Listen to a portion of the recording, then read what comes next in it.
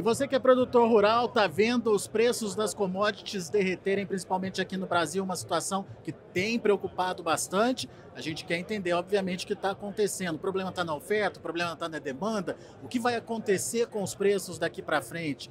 Quem está comigo aqui, direto no ONAGRO 2023, é o Guilherme Belotti. O Guilherme, ele é Head da Consultoria Agro do Itaú BBA. Afinal de contas, Guilherme, o que a gente pode dizer para o produtor nesse momento de preços em queda? O que esperar desses preços? Enfim, que momento é esse da economia do agro?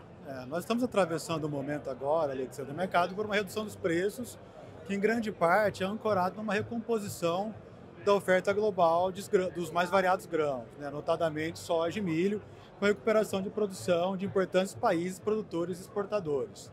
No caso da soja especificamente, caso nós não tenhamos aí um grande problema na safra americana, estamos atravessando um período lá um pouco mais seco, a gente vê pouco espaço para que os preços subam no curto prazo.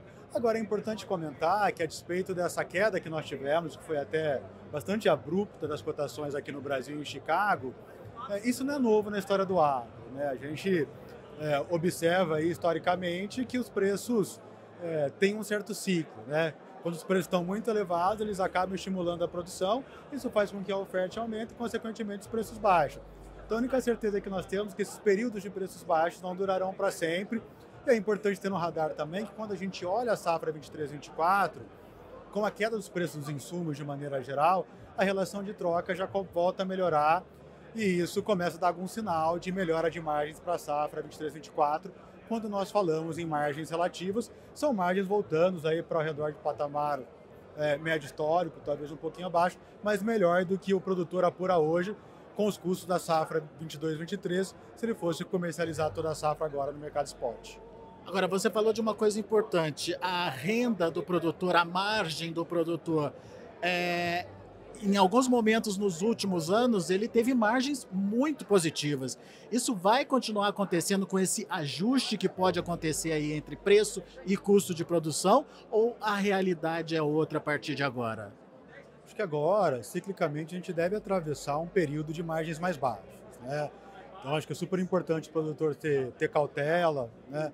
Pensar bem, refletir bem sobre os novos investimentos a serem realizados, ter certeza que ele não vai se colocar numa posição de fragilidade. A gente está vindo de 2, 3 anos de safras com margens muito boas e agora é o momento de um pouquinho mais de cautela, um pouquinho mais de uma visão mais estratégica do seu negócio como um todo. Positivas, porém menores, então.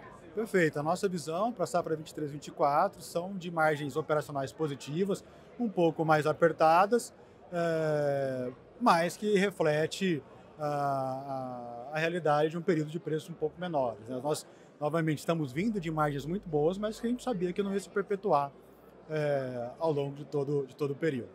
Agora, você falou que basicamente a oferta acabou trazendo esse quadro aí de desvalorização das commodities.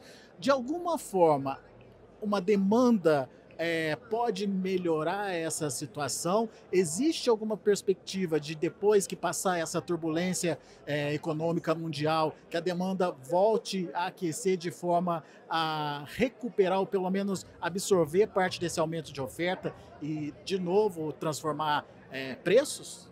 Olhando para frente, Alexandre, e pensando aí no médio prazo, é claro que uma recomposição, uma retomada da normalidade, do crescimento da economia global, pensando numa normalização também das margens de esmagamento na China, uma normalização das margens de suínos por lá, acho que nós podemos esperar sim um aumento de demanda, e esse aumento de demanda no médio prazo ele é capaz de absorver paulatinamente esse aumento de oferta que a gente pode observar, né?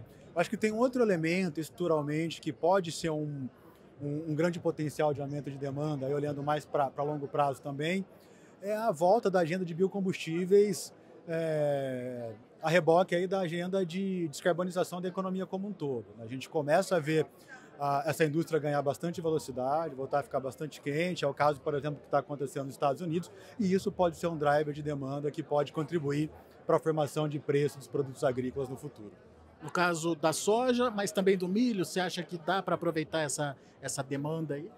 Na nossa visão, Alexander, É um movimento que está começando agora, mas certamente tem um potencial para afetar as duas commodities, tanto a soja quanto o milho.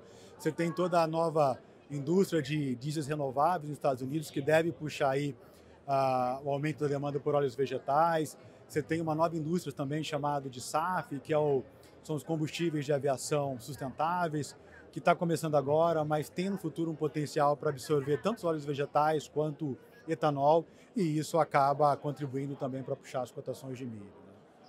Não é uma demanda para já, né? Precisa esperar um pouquinho para ver ela acontecendo.